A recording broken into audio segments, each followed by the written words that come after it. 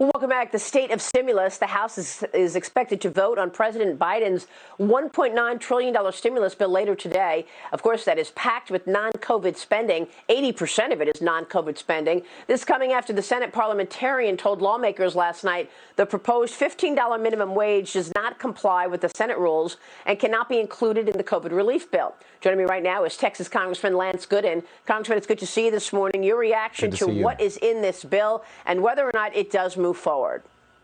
Well, first of all, it will move forward through the House. I think the Democrats are hell-bent on passing this bill. They've even said they're going to keep the $15 minimum wage in, even though we learned last night it will be dead on arrival in the Senate, that portion of the bill.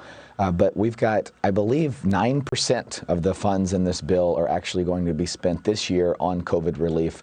The rest of it is waste. There's money for a train in San Francisco, $50 million, I believe, for environmental justice. I don't even know what that is.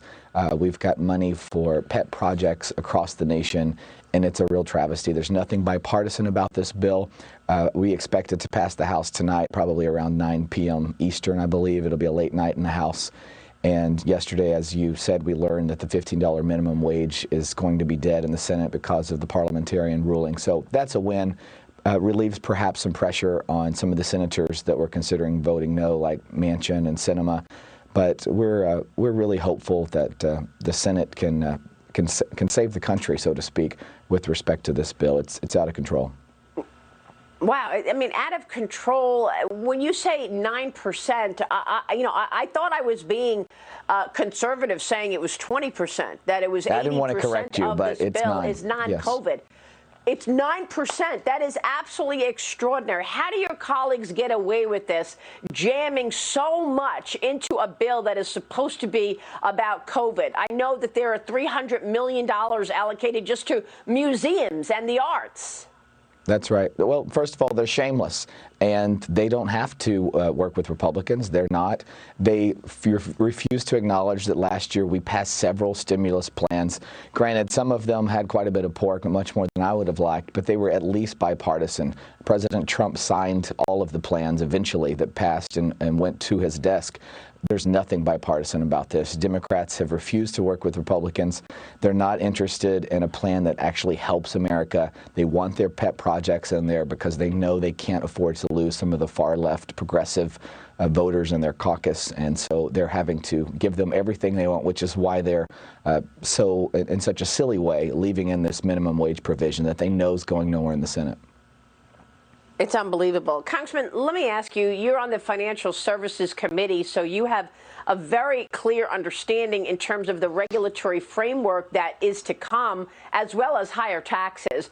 You've got this $1.9 trillion spending package that is likely going to pass. Is the next package a revenue raise? What are you hearing and what are you looking at in terms of potential tax increases as a way to spend and pay for all of these pet projects that are in this bill? 91% of which is non-COVID related. Well, first of all, the common question I get is, when are you all going to cut spending? That's never even discussed in this town, I have found. But second of all, the Biden administration, they are aware of the optics of raising taxes. They don't want to be accused of raising taxes right out of the gate. And so I actually hear my Democratic colleagues saying things like, we don't think he's going to even push for a tax increase, a significant revenue increase anytime soon, perhaps not before the fall. But you do hear proposals for other things that could raise revenue, like a tax on stock trades. The chairwoman of my committee, Maxine Waters, mentioned that this past week in the GameStop hearing. We see little ideas like that floated. They're tax the rich ideas, as they like to say.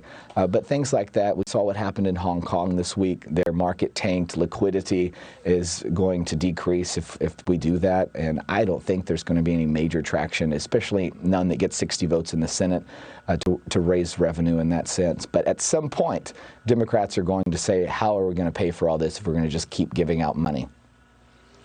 Have they characterized what is wealthy? Because I know that on the campaign trail, Joe Biden said that he wanted to raise $4.2 trillion in higher taxes by taking the corporate rate up, by taking the capital gains tax up, and putting more taxes on what he deemed wealthy. But we don't know if that means above $400,000 or above $200,000 or what wealthy means. Do you have any idea?